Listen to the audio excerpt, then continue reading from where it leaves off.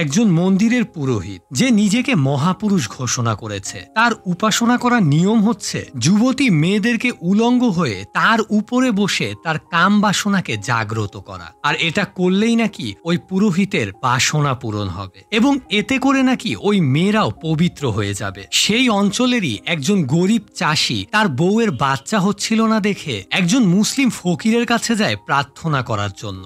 আর এই ব্যাপারটা সেই পুরোহিত জানার পর ওই লোকটিকে ধরে এনে অনেক মারধর করে এবং শাস্তি স্বরূপ ওই চাষার স্ত্রীকে 2 বছর সেই পুরোহিতের কাছে পাঠাতে বলে। এইদিকে ওই পুরোহিত রাত হলেই আবার চলে যেত একটি পতিতালয়ে, আর সেখানে গিয়ে সে নারীদের সঙ্গে তার বিকৃত যৌনাচার পূরণ করত।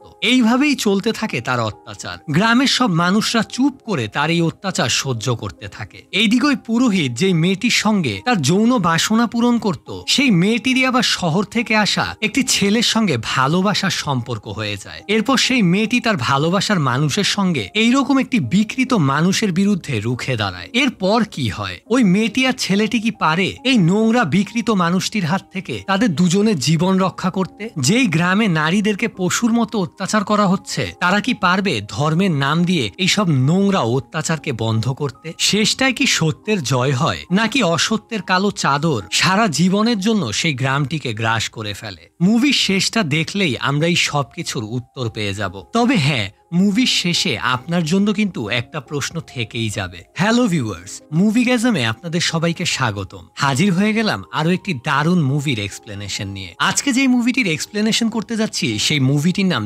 চিঙ্গারি। 2006 সালে এই মুভিটি রিলিজ পেয়েছে। তবে চলুন আর কথা না বাড়িয়ে সরাসরি এই দারুণ মুভিটির এক্সপ্লেনেশনটি শুনে আসি। ভিডিওটি ভালো লাগলে অবশ্যই একটি লাইক করবেন আর আপনার মতামতটা কমেন্টে জানাতে একদমই ভুলবেন না। মুভির শুরুতেই আমরা একজন পণ্ডিতকে দেখতে পাই। উনার নাম হচ্ছে ভুবন পান্ডা, তবে গ্রামের সবাই তাকে মহারাজ বলে ডাকে। তো আমরা দেখতে পাই মহারাজ ভুবন একটি তন্ত্র সাধনা করার জন্য প্রস্তুতি নিচ্ছে। কিছুক্ষণ পরে সে রেডি হয়ে তার প্রাসাদ থেকে বের হয়। ভুবন পায়ে হেঁটে কোথাও যায় না, তাই তার কিছু দাস থাকে যারা তাকে সবসময় পালকিতে করে বিভিন্ন জায়গায় নিয়ে যায়। তো ভুবন যেখানে তন্ত্র সাধনা করবে সেখানে এসে পৌঁছয়। আমরা দেখতে পাই ভুবন মাটিতে পা রেখে যেদিক দিয়ে হেঁটে যাচ্ছে সেই সম্পূর্ণ জায়গাটা ফুলের পাপড়ি দিয়ে সাজিয়ে রাখা, যাতে করে ভুবনের পা মাটি স্পর্শ না করে। তো ভুবন সেই ফুলের পাপড়ির উপর দিয়ে হেঁটে যাচ্ছে, আর ওর একজন শিষ্য ওকে বলছে যে মহারাজ, তন্ত্র সাধনা করার জন্য সবকিছু প্রস্তুত আছে। একটি লাশ নিয়ে আসা হয়েছে এবং একটি কুমারী মেয়েকে পুরো উলঙ্গ করে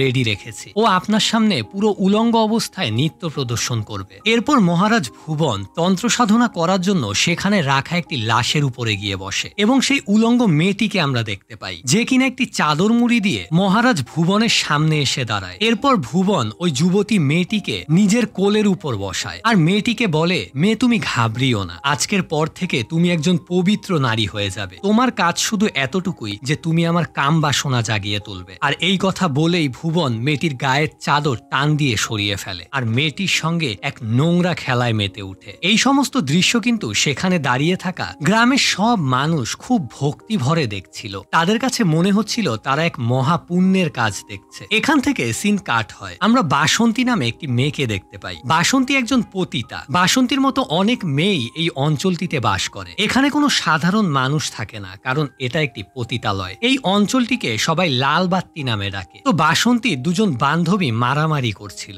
যেটা দেখে বাসন্তী অনেক মজা নিচ্ছিল। একটা সময় সেখানে বাসন্তীর বড় বোন চলে আসে। উনার নাম হচ্ছে পদ্মাবতী, আর তিনি হচ্ছেন এই পুরো পতিতালয়ের লিডার। তো তিনি এসে ওদের দুজনের মারামারি থামিয়ে দেয়। পদ্মাবতী আর বাসন্তীর কথাবার্তা শুনে আমরা এটা বুঝতে পারি যে বাসন্তী পদ্মাবতীর আপন বোন নয়, কিন্তু তবুও পদ্মাবতী বাসন্তীকে নিজের আপন বোনের থেকেও বেশি ভালোবাসে এবং আদর করে। এখান থেকে সিন শিফট হলে আমরা একজন ছেলেকে দেখতে পাই। ওর নাম চন্দন মিশ্রা। চন্দন শহর থেকে এই গ্রামে নতুন এসেছে, কারণ ওর এই গ্রামে একটি পোস্ট অফিসে চাকরি হয়েছে। তো ওই পোস্ট অফিসে যাওয়ার পর চন্দন যখন গেট নক করে, তখন ভিতর থেকে নারায়ণ নামে একজন বয়স্ক লোক এসে গেট খুলে এবং একটু বিরক্ত হয়ে চন্দনকে বলে, আজকে রবিবার, আপনি জানেন না আজকে পোস্ট অফিস বন্ধ থাকে, তাহলে আপনি আজকে এসেছেন কেন? যান চলে যান, আজকে কোনো কাজ হবে না। চন্দন কিছু বলার আগেই চন্দনকে না চিনতে পেরেই নারায়ণ ওকে তাড়িয়ে দেয়। চন্দন তখন চলে যেতে নেয়। নারায়ণ তখন সঙ্গে সঙ্গে পিছনে ফিরে আবার ওকে দাঁড় করায়। আসলে নারায়ণ চন্দনকে চিনতে পারেনি, ভেবেছিল বন্ধের দিনও হয়তো কোনো ক্লায়েন্ট এসেছে, তাই সে একটু বিরক্ত হয়ে গিয়েছিল। কিন্তু চন্দনকে চেনার পর সঙ্গে সঙ্গে ওকে বলে, আরে আমি তো তোমাকে চিনতেই পারিনি, আমি তো তোমার জন্যই অপেক্ষা করছিলাম, আসো আসো ভিতরে আসো। এরপর চন্দনকে ভিতরে নিয়ে যায়। পরের সিনে আমরা পদ্মাবতীকে দেখতে পাই। পদ্মাবতী তার পতিতালয় থেকে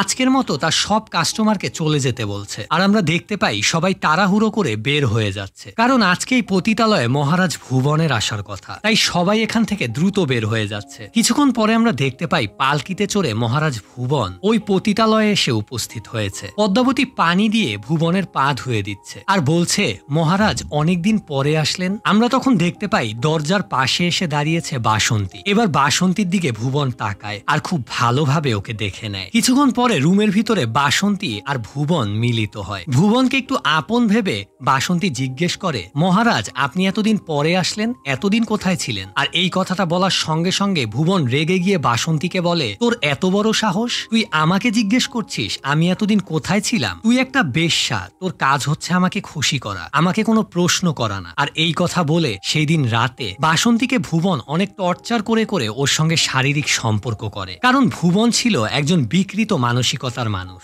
সে সব সময় এইভাবেই টর্চার করে মেয়েদের সঙ্গে শারীরিক সম্পর্ক করতে পছন্দ করত। বাসন্তীকে ধর্ষণ করা শেষে যখন বাসন্তী বিছানায় শুয়ে কান্না করছিল, তখন আমরা লক্ষ্য করি জানালার ফাঁকা দিয়ে ছোট্ট একটি মেয়ে এইসব দৃশ্য দাঁড়িয়ে দেখছিল। এই মেয়েটির নাম তিতলি। তিতলি বাসন্তীরই মেয়ে। ভুবন কাজ শেষ করে চলে যাওয়ার পর বাসন্তী উঠে বসতেই সঙ্গে সঙ্গে ওর চোখ যায় ওই জানালার দিকে, আর বাসন্তী দেখে ওর মেয়ে বড় বড় চোখ করে ওর দিকে তাকিয়ে আছে। এই দৃশ্য দেখে বাসন্তীর লজ্জায় ঘৃণায় কান্না চলে আসে। যেটা ও কখনো নিজের মেয়েকে দেখাতে চায়নি, আজকে সেটাই ওর মেয়ে দেখে ফেলেছে। এক পর্যায়ে লজ্জায় মাথা নিচু করে ওর মেয়েকে ইশারা দিয়ে সেখান থেকে চলে যেতে বলে। তিতলি বেচারা ভেবেছিল হয়তো ওর মাকে কেউ টর্চার করছে, তাই ওর মাকে বাঁচানোর জন্য এইভাবে এখানে দাঁড়িয়েছিল। বাসন্তীর লজ্জায় অপমানে অনেক কান্না করতে থাকে। পরের সিনে আমরা দেখতে পাই চন্দনকে নারায়ণ কিছু চিঠি দিচ্ছে। আজকে ওর কাজে প্রথম দিন, আজ বাড়িতে বাড়িতে ওকে চিঠি পৌঁছে দিতে হবে। এক বান্ডেল চিঠি এসেছে গ্রামবাসীদের জন্য, আরেক বান্ডেল চিঠি এসেছে ওই লালবাত্তি এরিয়ায় যারা থাকে তাদের জন্য। এবার নারায়ণ চন্দনকে বলে দেয়, শুনো চন্দন, ওই লালবাত্তি এরিয়ায় গেলে অবশ্যই নিজেকে কন্ট্রোল করে রাখবে, আবার ওদের সুন্দর রূপের নেশায় পড়ে যেও না। যাই হোক, তো এবার চন্দন ওই চিঠিগুলো নিয়ে চলে যায়। এরপর সেই চিঠিগুলো দেওয়ার জন্য ওই লালবাত্তি এরিয়ার পতিতালয়ে ঢুকতেই সব মেয়েরা চন্দনকে ঘিরে ধরে আর ওকে কাস্টমার ভেবে কে ওকে আগে ঘরে নিয়ে যাবে সেটার জন্য টানাটানি করতে থাকে। এদিকে চন্দন বেচারা কিছুতেই বুঝাতে পারছে না যে সে আসলে কাস্টমার নয়, বরং একজন পোস্টম্যান। তাদের জন্য যেই চিঠি এসেছে সেটা সে নিয়ে এসেছে। অবশেষে চন্দন বুঝাতে সক্ষম হয়। এবার চন্দনকে সবাই রিকোয়েস্ট করে যেই চিঠিগুলো এসেছে সেই চিঠিগুলো ওকে এক এক করে পড়ে শোনাতে, কারণ তারা তো কেউই সেখানে পড়াশোনা জানে না। এরপর চন্দন একে একে চিঠি পড়তে শুরু করে। সেখানে থাকা একটি মেয়ে যার নাম চামেলি, ওকে ওর মা চিঠি পাঠিয়েছে। ওর মা চিঠিতে লিখেছে তারা অনেক অভাবে আছে, তাদের কিছু টাকা দরকার। চামেলির মা জানে যে চামেলি এখানে অনেক ভালো একটা কোম্পানিতে চাকরি করে। চন্দন যখন চিঠিটা পড়ছিল তখন পিছন থেকে চামেলি কান্না করছিল আর বারবার বলছিল, মা আমি আরো বেশি করে কষ্ট করব, কিন্তু আমি তোমাদের কোনো অভাব কোনো কষ্ট হতে দিব না। চিঠিটা পড়ার পর চন্দন সহ সেখানে থাকা সবার মন খারাপ হয়ে যায়। পরের সিনে আমরা মহারাজ ভুবনকে দেখতে পাই। ওর পায়ের সামনে একজন কৃষককে এনে ফেলেছে ওর লোকেরা, কারণ এই কৃষকের দোষ হচ্ছে ওর স্ত্রীর বাচ্চা হচ্ছিল না দেখে ও একটি মুসলিম ফকিরের কাছে গিয়েছিল প্রার্থনা করার জন্য, তাই ওকে এইভাবে মেরে মহারাজের লোকেরা ওর পায়ের সামনে এনে ফেলেছে। ভুবন তখন ওই কৃষককে বলে, দেখ আমি একটা ধর্ম নিরপেক্ষ পণ্ডিত, আমি আমার বংশধরদের মতো না, আমার এতে কিছু যায় আসে না যে তুই আমার এখানে না এসে একজন মুসলিম ফকিরের কাছে গিয়েছিস। তুই উটের মাংস কেন খেয়েছিস? আমার কাছে এই মন্দির, দেবীর প্রার্থনা, এগুলোর কোনো কিছুরই কোনো মূল্য নেই। আমি সব সময় আমার স্বার্থটা বুঝি, কারণ আমি একজন বিজনেসম্যান। তোর অপরাধ হচ্ছে তুই মুসলিম ফকিরের কাছে গিয়েছিস ভালো কথা, কিন্তু তুই সেই কথা গ্রামের সবাইকে কেন জানিয়েছিস? এতে করে যারা কোনো বিপদে পড়লে আমার কাছে আসতো তারাও এখন ওই মুসলিম ফকিরের কাছে যাচ্ছে শুধু তোর কারণে। এইভাবে চলতে থাকলে তো আমার বিজনেস একদিন বন্ধ হয়ে যাবে, তাই তোকে শাস্তি না দিয়ে এখান থেকে যেতে দেওয়া যায় না। তোর শাস্তি হচ্ছে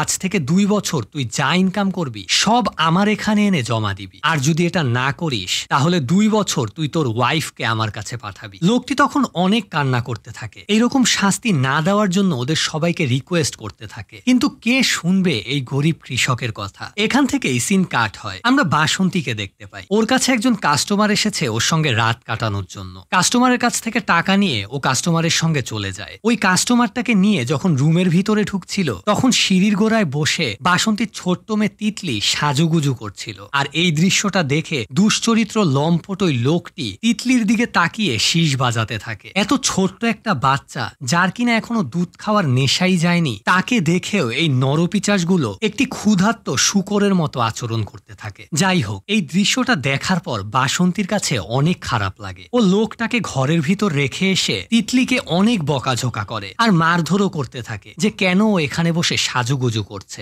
বাসন্তী বারবার বলতে থাকে, তোর খেলার অনেক ইচ্ছে না? এই দেখ, তোর মা খেলে এই টাকা পয়সা ইনকাম করেছে। এই জায়গা ভালো না, এইখানে এইভাবে সাজতে হয় না। বেচারি তিতলি বুঝতেই পারেনি যে ওর মা ওকে কেন শুধু শুধু মারলো। বাসন্তীও কান্না করতে থাকে। নিজের মেয়েকে একটা সুন্দর জীবন দেওয়ার ওর কত ইচ্ছা, কিন্তু সেটাও বুঝি পূরণ হবে না। খদ্দের চলে গেলে বাসন্তী আবার ওর মেয়ের কাছে আসে। ও দেখে সিঁড়িতে উপুর হয়ে ঘুমিয়ে আছে ওর তিতলি। তিতলিকে কোলে তুলে বাসন্তী ওর জীবনের গল্প বলতে থাকে যে কিভাবে ওই পতিতালয়ে আসলো। নিজের মেয়েকে একটু ভালো স্কুলে পড়াবে বলে, একটু ভালো জামা কাপড় কিনে দিবে বলে বাসন্তী এই পথ বেছে নিয়েছিল। এখন ওর কাছে মনে হয় আর কখনো হয়তো ও আর ওর মেয়েকে নিয়ে এই নরক থেকে বের হতে পারবে না। এটা ভেবেই বাসন্তী অনেক কান্না করছিল। আমরা তখন লক্ষ্য করি বাসন্তীর এইসব কথা আড়াল থেকে দাঁড়িয়ে শুনছিল চন্দন। এইরকম মর্মান্তিক কাহিনী শুনে চন্দনের দুই চোখ দিয়ে পানি গড়িয়ে পড়ছে। পরের সিনে আমরা দেখতে পাই মহারাজ ভুবনের মন্দিরে কালী পুজো হচ্ছে আর সেখানে নৃত্য প্রদর্শন করছে ওই পতিতালয় থেকে আসা কিছু নারী। এদের মধ্যে বাসন্তীও ছিল।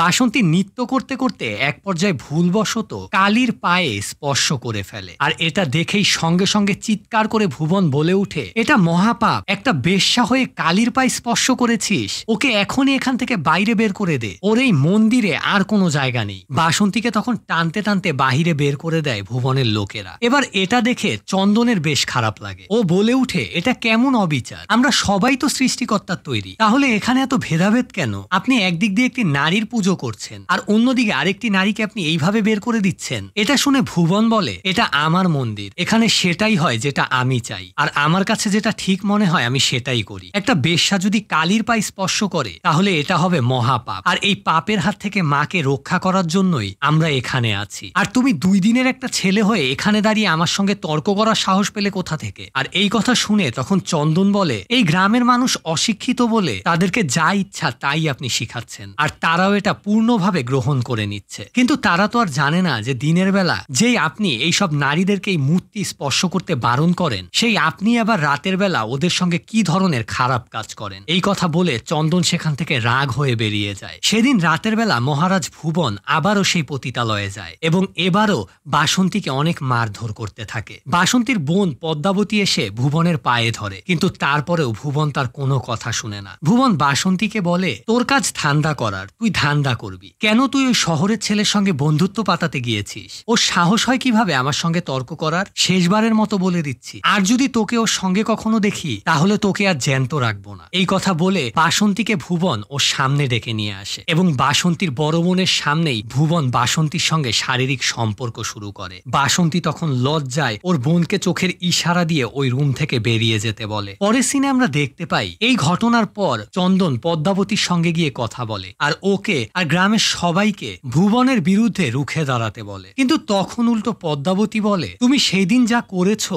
এটার জন্যই বাসন্তী যতটা শাস্তি পেয়েছে সেটা আমি তোমাকে বুঝিয়ে বলতে পারবো না। মাথা গরম করে কোনো সিদ্ধান্ত নিও না চন্দন, আমি তোমাকে বলছি যাও এখনই গিয়ে মহারাজ ভুবনের কাছে ক্ষমা চাও। এই কথা শুনে বাধ্য হয়ে চন্দন গিয়ে ভুবনের কাছে ক্ষমা চায়। ভুবন তখন ওইবারের মতো চন্দনকে মাফ করে দেয়। এই ঘটনার পর আস্তে আস্তে দিন কাটতে থাকে। আমরা দেখতে পাই চন্দনের সঙ্গে এখন বাসন্তীর মেয়ে তিতলির অনেক ভালো একটা বন্ধুত্ব হয়ে গিয়েছে। ওরা দুজন এখন একসঙ্গে সারাদিন ঘুরে। তিতলি এখন চন্দনকে ছাড়া কিছুই বুঝে না। ঠিক একই সঙ্গে আস্তে আস্তে বাসন্তী ও চন্দনেরও অনেক ভালো একটা বন্ধুত্ব হয়ে যায়। তিতলির মতো ও চন্দনের সঙ্গে মিশতে শুরু করে। একদিন চন্দন আর বাসন্তী বসে গল্প করছিল, তখন বাসন্তী চন্দনকে বলে ওর অনেক স্বপ্ন যে ও তিতলিকে একটা ভালো স্কুলে ভর্তি করাবে, ওকে অনেক পড়াশোনা করিয়ে বড় করবে, একটা ভালো জায়গায় বিয়ে দিবে, ওর জীবন ওর মায়ের মতো যেন না হয়। এই কথা শুনে তখন চন্দন ও বাসন্তীর গাল স্পর্শ করে বলে, তোমার এই স্বপ্ন একদিন পূর্ণ হবে। ওদের দুজনের মধ্যে তখন একটা অনেক সুন্দর রোমান্টিক মুহূর্ত চলে আসে, কিন্তু ঠিক তখনই চন্দন নিজেকে কন্ট্রোল করে ফেলে। আসলে বাসন্তীও 1 মিনিটের জন্য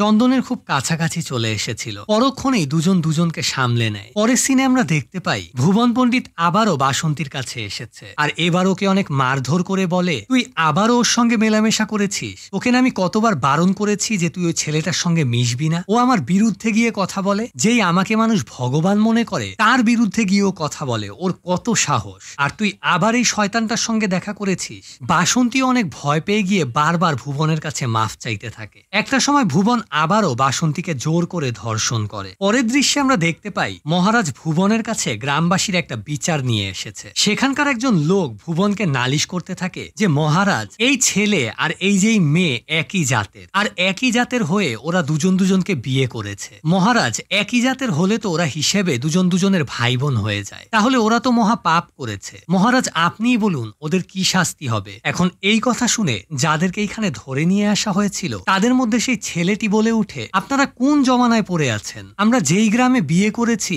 সেই গ্রামবাসীরা আমাদের এই বিয়ে মেনে নিয়েছে, আর এখন কেউ এই জাতপাতে আর বিশ্বাস করে না। আর ওই গ্রামও আমাদের এই গ্রামের থেকে অনেক বেশি উন্নত। এই কথা বলার সঙ্গে সঙ্গে আমরা দেখতে পাই ভুবন অনেক রেগে গিয়ে ওই ছেলেটির দিকে তাকায়। গ্রামবাসীরা তখন ওদেরকে শাস্তি দেওয়ার জন্য বলে। তখন আমরা লক্ষ্য করি ভুবন ওর একজন বিশ্বস্ত লোকের দিকে তাকায়। এরপর ভুবন সবাইকে সেখান থেকে চলে যেতে বলে। রাতের বেলা ওই লোকটি আর তার ওয়াইফ ওই গ্রামের ভিতর দিয়ে হেঁটে আসছিল। তখনই ওদের সামনে এসে দাঁড়ায় ভুবনের কিছু লোক। এদের মধ্যে ওই লোকটিও ছিল যাকে তখন ভুবন ইশারা দিয়ে কিছু বলেছিল। আমরা তখন দেখতে পাই সেই লোকগুলো এসে ওই লোকটি আর তার ওয়াইফকে পিটিয়ে পিটিয়ে হত্যা করে। বলে রাখা ভালো, ওই মহিলাটার পেটে কিন্তু তাদের সন্তান ছিল, আর স্বাভাবিকভাবে মহিলার সাথে ওই সন্তানটিও নির্মমভাবে মারা যায়। মহিলাটি বারবার মৃত্যুর আগে চিৎকার করে বলতে থাকে, আমার বাচ্চাটিকে বাঁচতে দাও, কিন্তু তাও পাষণ্ডগুলো ওদের কোনো কথাই শুনে না। শুধুমাত্র একই জাতের হয়ে বিয়ে করেছে দেখে ওদের এইরকম নির্মম করুণ মৃত্যুবরণ করতে হলো। আসলে জাত বলতে বুঝায়, যেমন ধরুন চৌধুরী একটি জাত। এই জাতের কোনো মানুষ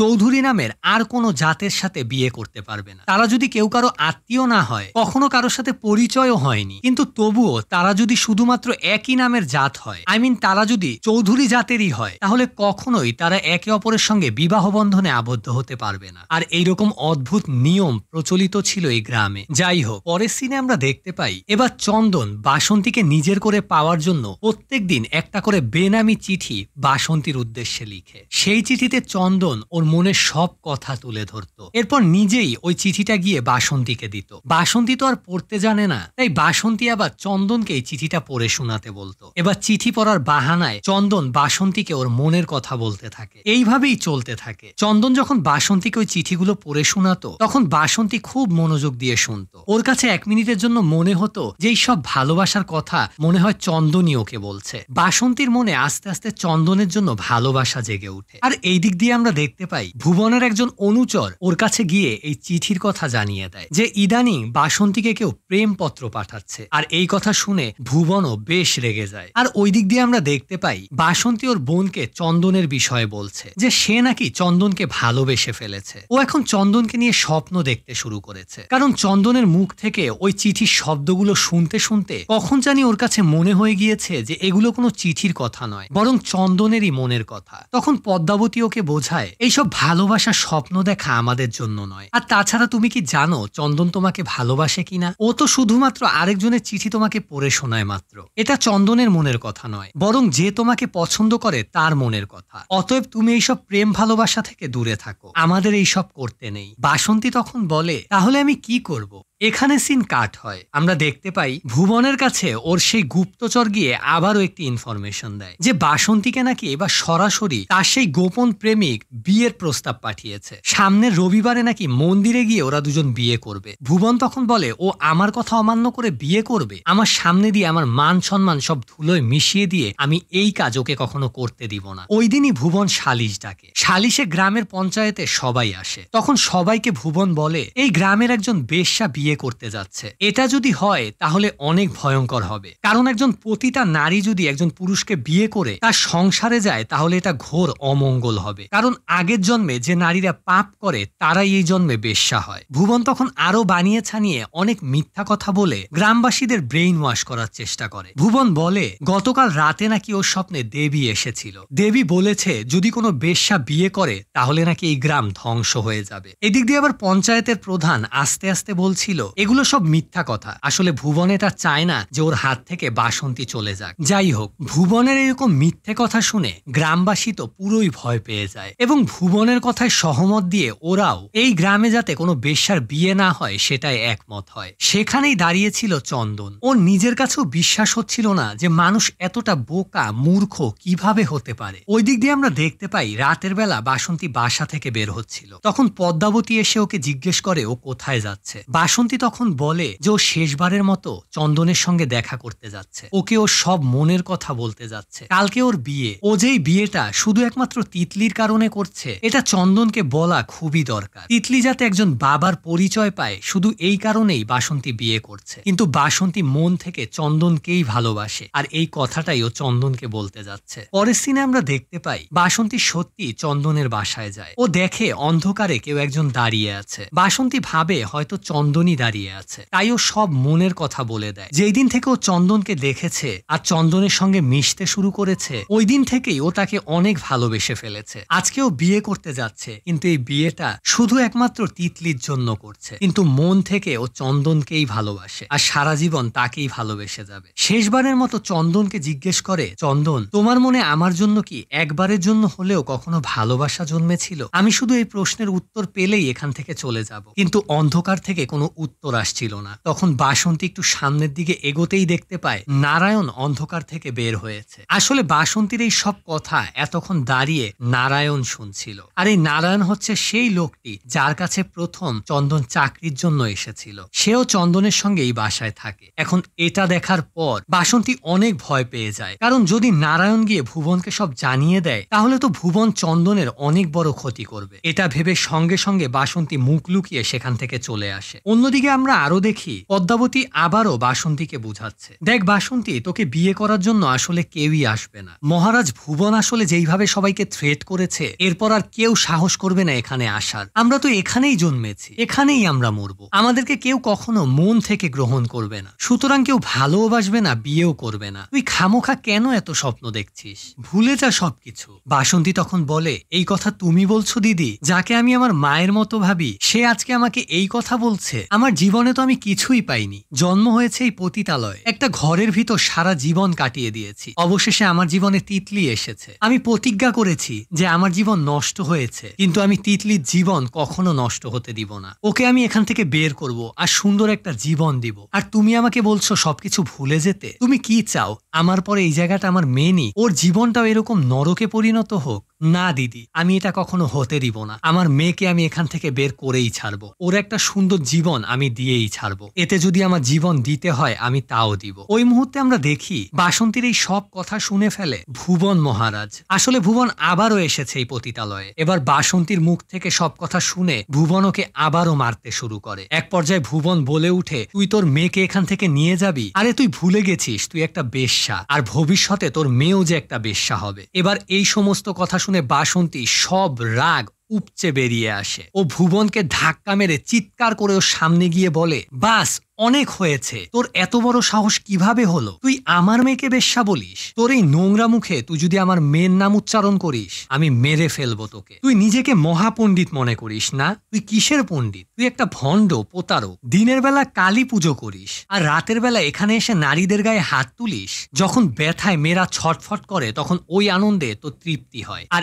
এটাকে তুই পুরুষত্ব বলিস আর নিজেকে মহাপুরুষ দাবি করিস। তুই আমাকে তুই বেশ্যা বলিস। হ্যাঁ আমি বেশ্যা, কিন্তু তোর যদি যদি সাহস থাকে তবে তোর মা বোনদেরকে গিয়ে বল যে রাতের বেলা তুই এই বেশ্যারই পা চাটিস। পারবি বলতে? নিজেকে মহাপুরুষ বলিস, কিন্তু আজ পর্যন্ত আমার দেহ হয়তো তুই পেয়েছিস, কিন্তু কখনো আমার মন পাসনি। তাহলে কিসের মহাপুরুষ তুই, যে একটি নারীর মনই তুই জয় করতে পারিস না? আর যদি কখনো তুই আমার মেয়ের নাম তোর মুখে আনিস, তাহলে আমি তো জিভ টেনে ছিঁড়ে ফেলবো। যা এক্ষুনি বের হয়ে যায় এখান থেকে। তোর মতো কাপুরুষের জন্য এই পতিতালয়ের দরজা সব সময়ের জন্য বন্ধ। আমরা তখন দেখতে পাই ভুবন চুপ করে সেখান থেকে বেরিয়ে যায়। অন্যদিকে আমরা আরো দেখি চন্দনের কাছে ওর চাকর এসে খবর দেয় যে আজকে রাতেই নাকি ভুবন মহারাজ বাসন্তীকে মেরে ফেলবে, আর এই পুরো গ্রাম নাকি আগুন দিয়ে জ্বালিয়ে দিবে। চাকরটি তখন বলে, চন্দন বাবু, আপনিই পারেন আমাদেরকে এই বিপদ থেকে রক্ষা করতে, আপনি কিছু একটা করুন। চন্দন তখন রাগে সঙ্গে সঙ্গে ছুটে যায় ভুবনের কাছে। আর ওই দিক দিয়ে বাসন্তী অনেক স্বপ্ন আর আশা নিয়ে বিয়ের জন্য প্রস্তুতি নিচ্ছে, কিন্তু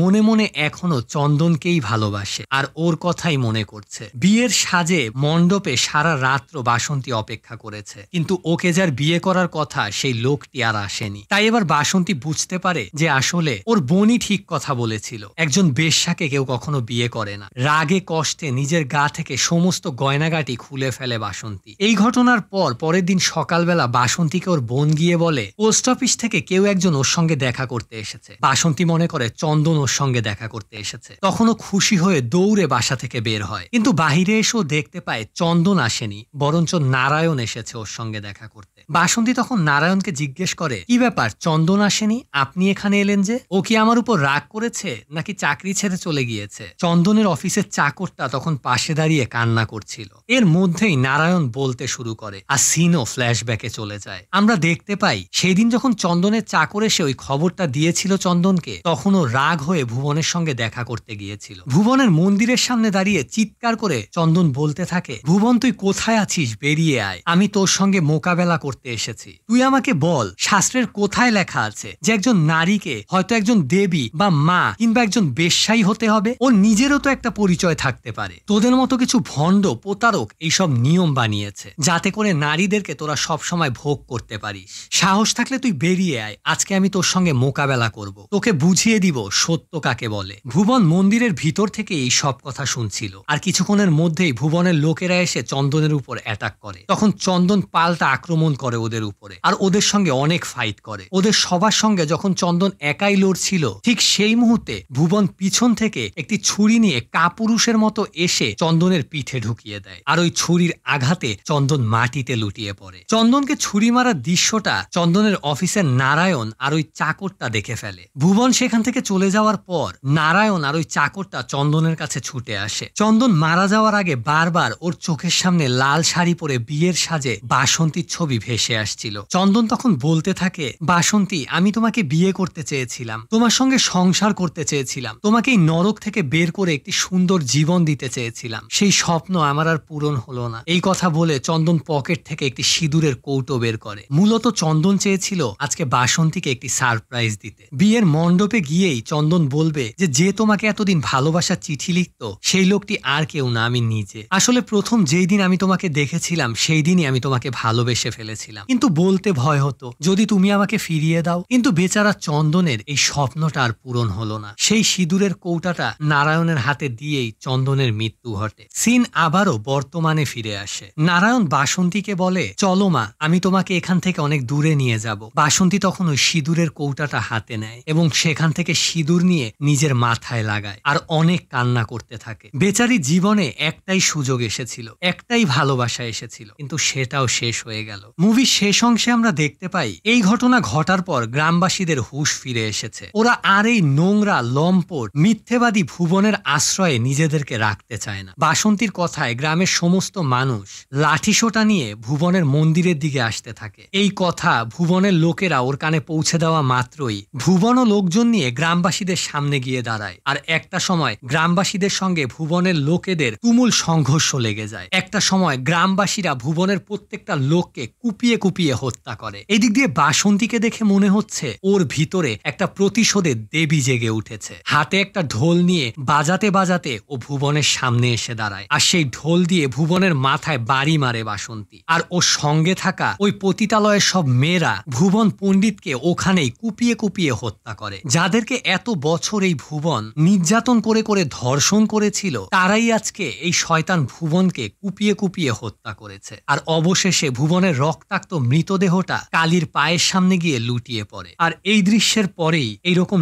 নোংরা একটি লোকের অবসান ঘটে। অবশেষে বাসন্তী ওই নরক থেকে বের হতে সক্ষম হয়। নারায়ণ ওকে আর ওর ছোট্ট মেয়েকে সেখান থেকে অনেক দূরে নিয়ে যায়। বাসন্তী সুন্দর একটা জীবন পায়। আসলে ভুবন যেই নারীদেরকে এতদিন অমানুষের মতো অত্যাচার করেছিল, যাদেরকে মানুষ বলে মনে করত না, সেই নারীদের কাছেই নির্মম মৃত্যুর শিকার হলো। কখনো কাউকে আসলে ছোট করে দেখতে নেই, কখনো কাউকে আঘাত দিতে নেই। মানুষকে মানুষ হিসেবেই ট্রিট করা উচিত। কারণ যে আজকে আপনার পায়ের কাছে পড়ে আছে, কালকে হয়তো আপনি তার পায়ের কাছে পড়ে থাকবেন। কারণ এই পৃথিবীতে সব মানুষই এক, কেউ কারো কাছে সম্মানের দিক থেকে কম বা বেশি না। অতএব আমরা সবসময় খেয়াল রাখবো আমাদের কথায় বা কাজে যেন কোনো মানুষই কষ্ট না পায়। আমাদের মনে রাখতে হবে যে আজকে আমাদের কোনো কথা বা কাজে যদি কোনো মানুষ কষ্ট পায়, তাহলে হয়তো কালকে অন্য কোনো মানুষের কথায় আমরাও কষ্ট পেতে পারি। আর সবসময় নিজের বিবেচনাবোধ এবং সুশিক্ষা দিয়ে সবকিছু বিচার করা উচিত, চিন্তা ভাবনা উন্নত করা উচিত। না হলে ভুবনের মতোই ভণ্ডরা অন্যদেরকে এইভাবে নিপীড়ন করে যাবে, মিথ্যে কথা বলে সমাজে হিংসে মারামারি কোন্দল সৃষ্টি করবে। তাই কাউকে অন্ধভক্তি না করে সবসময় নিজের বিবেককে প্রশ্ন করতে হবে, নিজের সুশিক্ষাকে কাজে লাগাতে হবে। তো এই ছিল আজকের এক্সপ্লেনেশনটি কেমন লাগলো আমাদেরকে অবশ্যই কমেন্টের মাধ্যমে জানিয়ে দিবেন। শেষ পর্যন্ত যারা ভিডিওটি দেখেছেন তাদেরকে অসংখ্য ধন্যবাদ জানাচ্ছি। আশা করি আবারও নতুন একটি মুভির এক্সপ্লেনেশন নিয়ে আপনাদের মাঝে অতি শীঘ্রই হাজির হব। ততদিন আমাদের চ্যানেলটি সাবস্ক্রাইব করে বেল বাটনটা অন করে দিবেন। ভালো থাকবেন।